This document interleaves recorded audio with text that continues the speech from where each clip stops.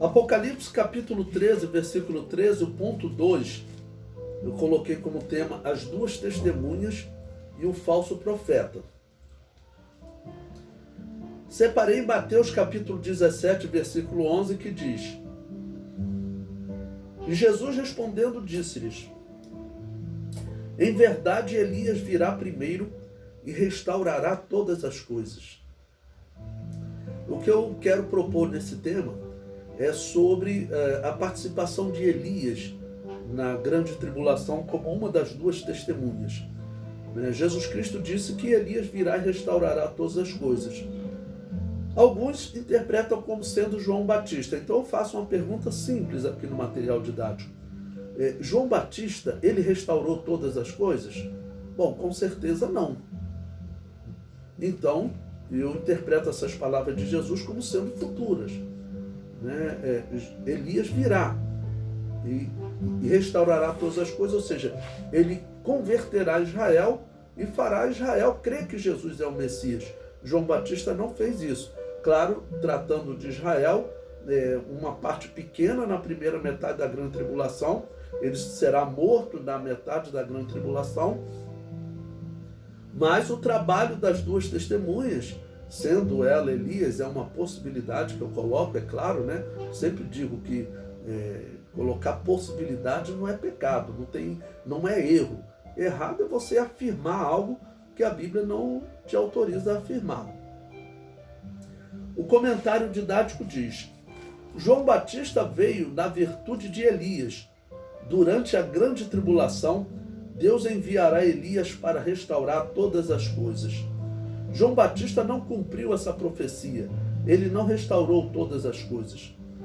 O falso profeta fará sinais semelhantes às duas testemunhas, com o propósito de enganar os israelitas. Então, o falso profeta estará na segunda metade da grande tribulação tentando desfazer o que as duas testemunhas fizeram na primeira parte da grande tribulação e tentando fazer sinais semelhantes, e certamente vai argumentar que aqueles profetas eram falsos, certamente vai argumentar que a ascensão aos céus foi uma fraude, alguma coisa assim. Então, o falso profeta, o trabalho dele será tentar desfazer a missão das duas testemunhas e tentar fazer com que o mundo e os israelitas adorem o Messias, adorem o anticristo como Messias. O falso profeta opera na segunda metade da grande tribulação. As duas testemunhas operaram na primeira metade da grande tribulação. Após as duas testemunhas ressuscitarem e ascenderem ao céu aos olhos de todos, os israelitas que se converterem pelo testemunho destes dois homens de Deus serão alvo do engano deste falso profeta.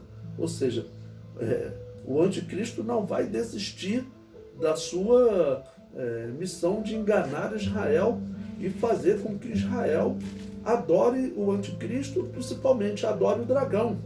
Eu sempre digo que o dragão, ele foi expulso do céu, ele não conseguiu colocar o seu trono lá semelhante ao trono de Deus, mas ele percebeu aqui na terra que Deus escolheu um lugar. A Bíblia diz claramente que Deus escolheu Jerusalém, Deus escolheu o Monte Sião, e Satanás, o dragão, ele quer ser adorado naquele lugar, no lugar de Deus, substituindo a pessoa de Deus. O comentário prossegue.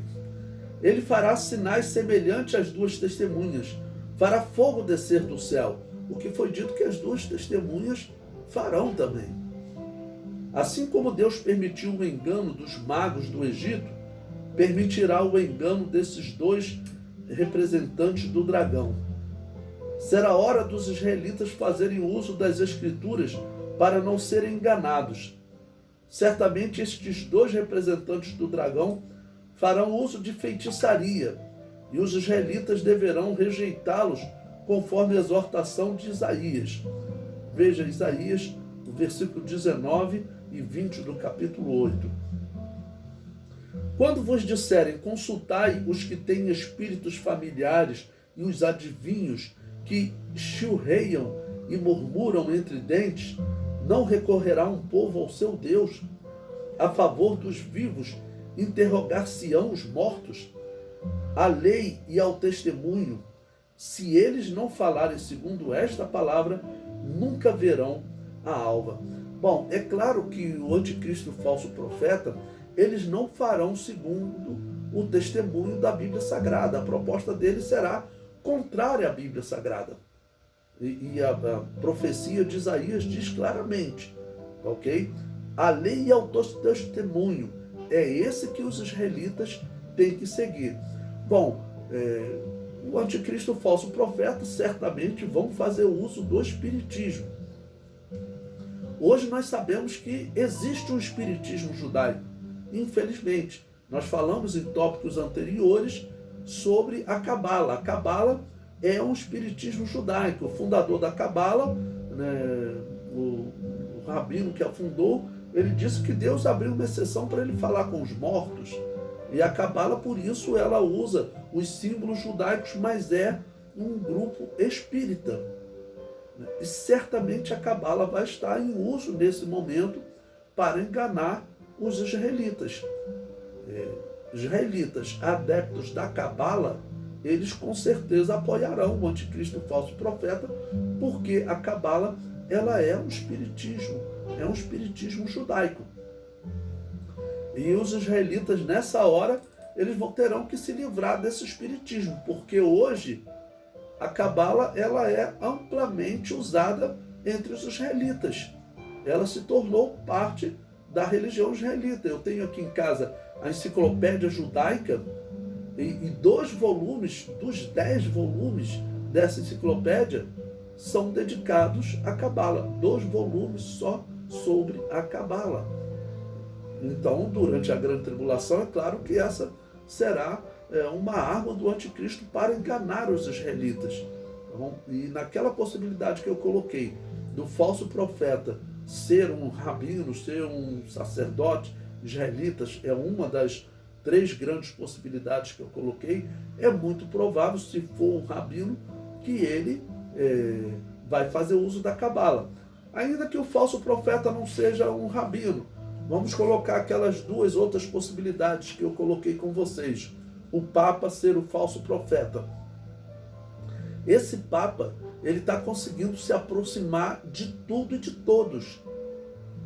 Esse Papa consegue se aproximar do ateu, do comunista, de todas as religiões, até do mundo islâmico ele está se aproximando. Então não é impossível também que esse Papa seja o falso profeta. E como nós vimos nas profecias de Jesus, que durante a grande tribulação haverão muitos falsos profetas. Ok? E desses falsos profetas é muito provável que Satanás consiga levantar algum dentro de Israel. Muito provavelmente ligado à Cabala, muito provavelmente ligado também à maçonaria, já que a maçonaria, quando nós lemos a história da maçonaria, ela tem uma grande ligação com o judaísmo. Existe uma possibilidade muito grande do anticristo ele se manifestar na maçonaria. Porque a maçonaria, até o grau 33, como eles usam, tudo indica que é um projeto satânico e que vai surgir um homem ali para tentar substituir Jesus Cristo, a pessoa de Jesus Cristo. Por isso usaram até o número 33 da idade de Cristo. Então todo esse processo está sendo preparado e, como eu sempre digo, existem infelizmente igrejas que estão sendo controladas pela maçonaria. Existem igrejas que são controladas. As igrejas reformadas, você pode pesquisar. Primeiros missionários batistas eram maçons. Se você pesquisar isso na internet, você vai ver batista dizendo: como pode, gente? Isso é um satanismo. É porque tem batista que eles não sabem distinguir igreja batista de igreja batista reformada. Eles não sabem que existe uma igreja batista cristã. Eu creio nisso, a história comprova. Mas existe uma igreja batista reformada. Tanto que no Brasil existem 2 convenções. Uma da igreja batista e outra da igreja batista reformada.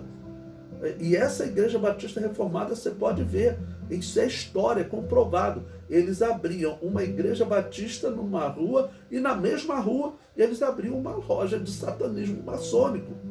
O líder da igreja presbiteriana, o fundador da igreja presbiteriana no Brasil, era maçom. Então essas igrejas elas estão se aproximando das Assembleias de Deus. Hoje existe reformado que ele dá aula nas Assembleias de Deus lá na FAECAD. E dizem também que alguns pastores das Assembleias de Deus já entraram para a maçonaria. E alguns falam de muito tempo, né?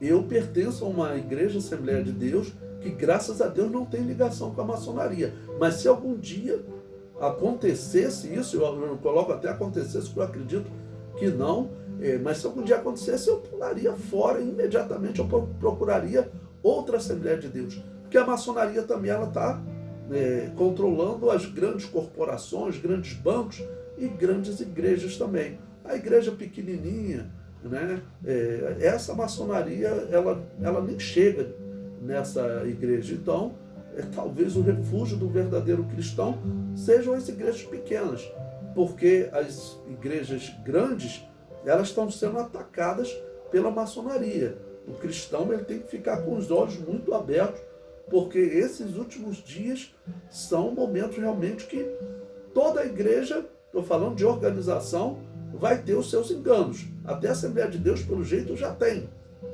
Ok? Agora, dominar totalmente a igreja, aí pela profecia nós sabemos que não. As portas do inferno não prevalecerão contra a igreja de Jesus.